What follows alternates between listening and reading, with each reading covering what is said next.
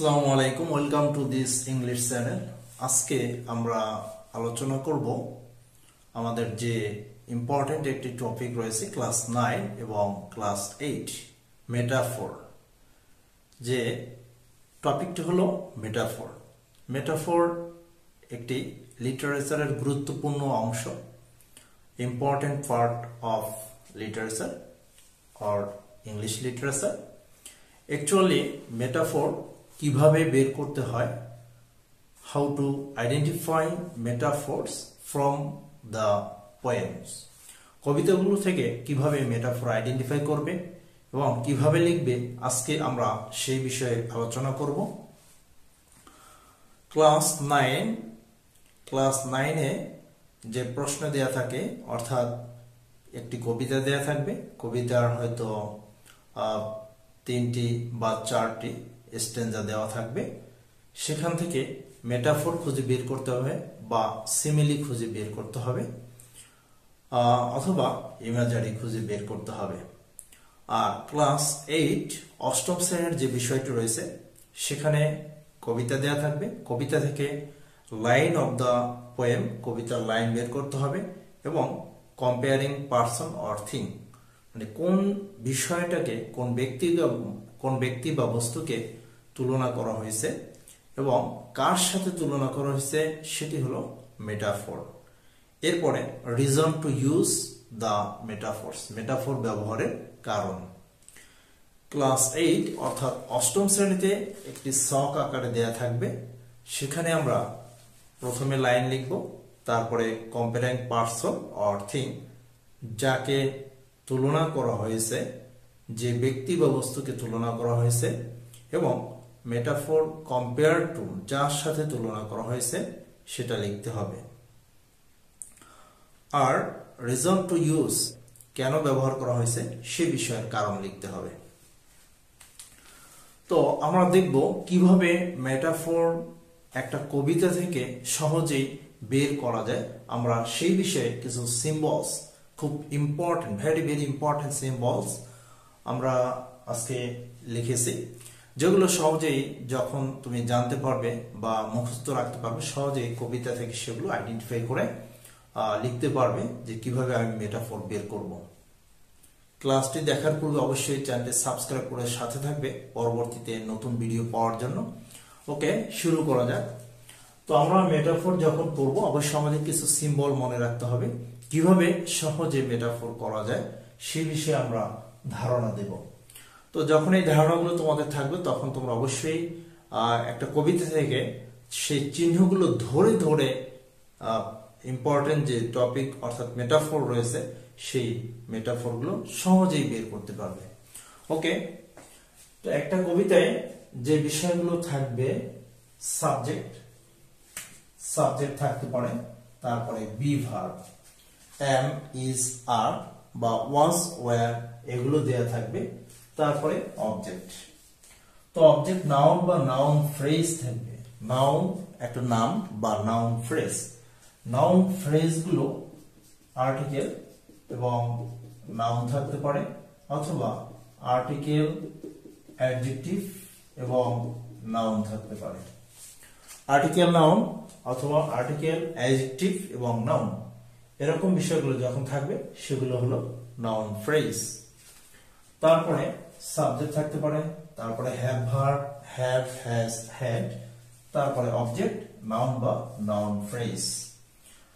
তারপরে আমরা যে বিষয়টি দেখি যে সাবজেক্টের পরে মেক বা লিড, তারপরে অবজেক্ট, এভাবে মেক বা লিড, যে এই বিষয়টা এইটাকে তৈরি করে বা এই বিষয়টা পরিচালিত করে অন্য দিকে।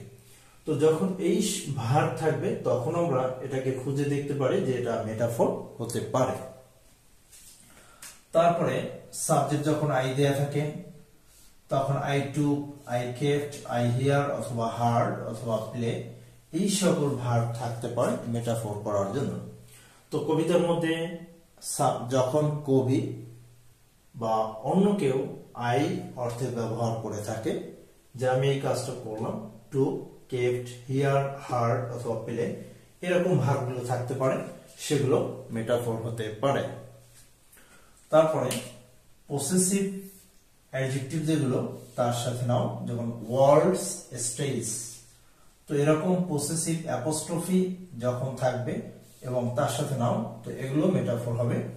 তারপরে যখন বিং দেয়া থাকবে, এখানেও নাও এখানেও নাও, দুইটি নাও বিং দেয়া থাকবে, যেমন হিজ অ্যাক্টস বিং 7 ages, তো তার কাজগুলো 7 যুগের মতো মনে হয়, অর্থাৎ ধাপ। তো এখানে নাউন, তারপরে বিং, তারপরে নাউন, দুইটি নাউন, এক নম্বর নাউন, তারপর 2 নম্বর নাউন। এক নম্বর হলো কম্পেয়ারিং থিং অর পারসন, আর 2 নম্বর হলো মেটাফোর, যার সাথে তুলনা করা হয়। তারপরে অফ দিয়ে দুইটি নাউন থাকতে পারে, নাউন, যেমন হার্টস অফ স্টোন, মানে হৃদয়টা পাথরের মতো শক্ত আর কি। তো অথবা এরপর থাকতে পারে পসেসিভ অ্যাডজেক্টিভ, যেমন my, his, her, our, your, এগুলো। যেমন এখানে our names, possessive adjective our, তারপরে নেমস, নাউন। তো এভাবে my, his, her, our, your এগুলো থাকবে।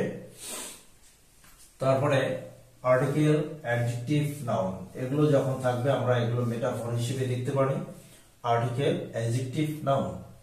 এরপরে উইথ দিয়ে থাকবে এবং নাউন দিয়ে থাকবে। আসলে এই বিষয়গুলো যখন জানা থাকবে খুব সহজেই মেটাফর বের করতে পারবে তোমরা, আশা করি।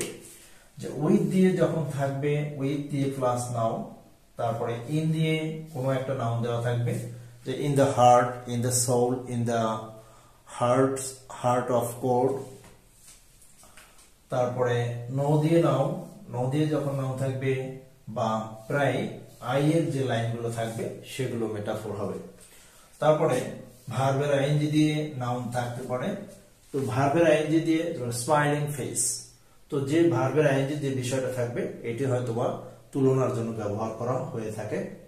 তো মেটাফোর সিমিলি যে বিষয়টা, সিমিলি হলো অ্যাজ বা লাইক যখন থাকে সেন্টেন্সের মধ্যে সরাসরি, তখন সেটি হলো সিমিলি।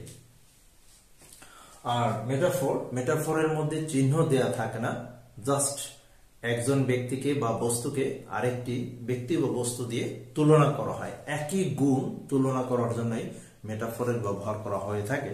যেমন হি ইজ আ লায়ন, মানে তাকে লায়নের সাথে তুলনা করা হয়েছে, লায়নের শক্তির সাথে।